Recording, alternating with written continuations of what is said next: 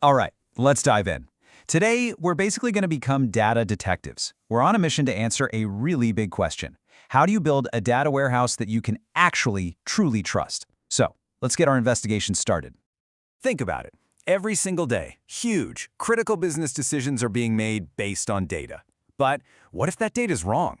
What if the numbers you're basing your entire strategy on are, well, just plain flawed? It's a question that honestly keeps a lot of data pros up at night. Because let's be real, working with messy, untraceable data is exactly like building a house on a shaky foundation. I mean, it doesn't matter how fancy the architecture is, right? Eventually, things are going to start to crack and fall apart. It always comes down to this. Bad data leads to bad decisions, wasted money, and a complete loss of trust. So, what we're going to do is go on a 3-step journey to build that solid foundation. We're going to start by profiling our data, getting to know it.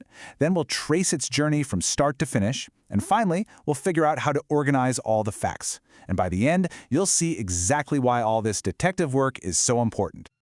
Okay, so our quest starts with a pretty straightforward goal. We want to turn this chaotic mess of raw information into a single, reliable source of truth. And the very first step on that quest is to get to know our evidence. And that brings us to our first major step, profiling the data. You should really think of this as the interrogation phase of our investigation. Before we can build a solid case, we need to understand exactly what and who we're dealing with. So what is data profiling? It's really just the process of getting to know your data on a deep level, all its characteristics, its quality, its little quirks and problems. It is, without a doubt, the first and probably most critical step in any data project. It's kind of like a chef who inspects every single ingredient before they start cooking a big meal. Are the vegetables fresh? Is anything rotten or missing? How much of everything do you actually have to work with?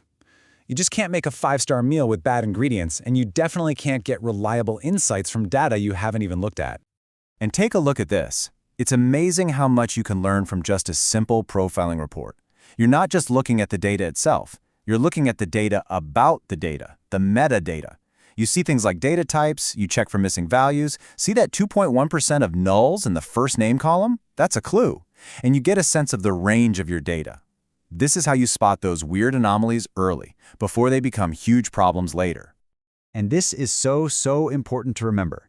Profiling isn't a one-and-done kind of thing. Data is always changing. Systems get updated, new information is constantly flowing in. So it has to be a continuous process if you want to maintain that trust and understanding over time. Okay, so we've interrogated our evidence. Now it's time for step 2. A good detective doesn't just look at a piece of evidence by itself, right? No, they trace its journey. We have to follow the clues from where they started all the way to where they ended up. And this is what we call data lineage. It's basically the complete farm-to-table story of your data. It answers those critical questions. Where did this number even come from? What happened to it along the way? And where is it being used right now? And this is a perfect example of what I mean. That simple total sales number you see in a report, it didn't just appear out of nowhere. No, its journey probably started in some local store's database. Then it moved through staging tables, where it got cleaned up. Then it was loaded into a central fact table in the data warehouse. And finally, it popped up in that BI report you're staring at. So why do we care so much about this journey? Because having a clear lineage is a total game changer. It makes things like auditing and compliance so much easier. If a system upstream changes, you can instantly see what's going to be affected downstream. And the best part? When an error pops up in a report, instead of spending days hunting for the cause, you can trace it back to its root in minutes. It saves an unbelievable amount of time and headaches. All right, detective work is almost done. We've interrogated the data, we've traced its journey. Now for the final, really critical step, organizing all these facts into a nice, coherent case file that's actually ready for someone to analyze. Now, when we say facts, we're really just talking about the numbers, the measurements we want to analyze. But here's the trick. You can't treat all numbers the same way. You've got additive facts like a sales amount, which are super simple. You can add them up across time, products, whatever. Then you have semi-additive facts, like an account balance. These are a little trickier. You can add up balances for different customers, sure, but adding your balance from yesterday and today, that number doesn't mean anything. And finally, you have non-additive facts, like percentages. You just can't sum those at all. Getting this right is absolutely crucial to avoid making some really big mistakes in your analysis.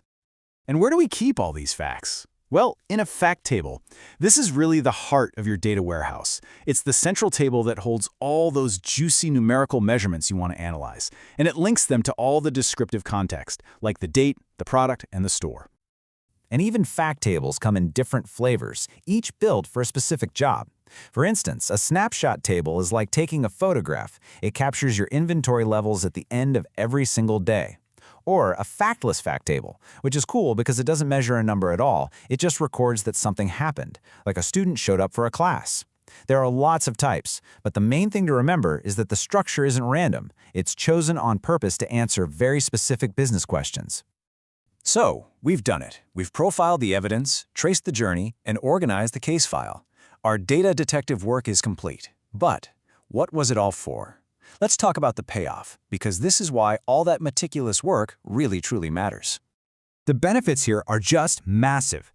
Following these steps saves an incredible amount of time, effort, and money, mostly by catching those little issues before they blow up. It builds this rock-solid trust with business leaders who need to know they can rely on the data. And, most importantly, it makes sure that the decisions being made are the right ones, all based on a solid, verifiable foundation. So the most important thing to take away from all of this is that this isn't just a bunch of technical jargon for data engineers to worry about.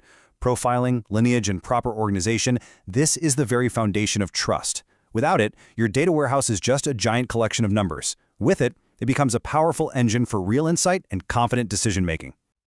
You know, every single piece of data in your organization has a story to tell. Where it came from, the journey it's been on, and what it's trying to tell you. So the only question left is, are you listening?